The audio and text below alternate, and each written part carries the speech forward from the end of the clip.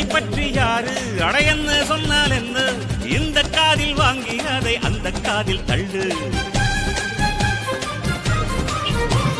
மேகம் மீதந்தாலும் காகம் பறந்தாலும் ஆகாயம்தான் அழுக்காக ஆகாதுன்னு சொல்லு. பூ பந்தை யாரும் நீரில் பத்தித்தான் வச்சாலும் வந்து வரும் தண்ணி மேலதான்.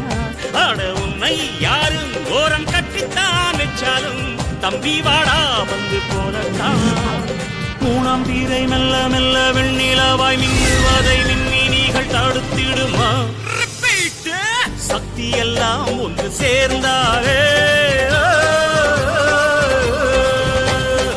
சொர்க்கம் வரும் இந்த மண் மேலே.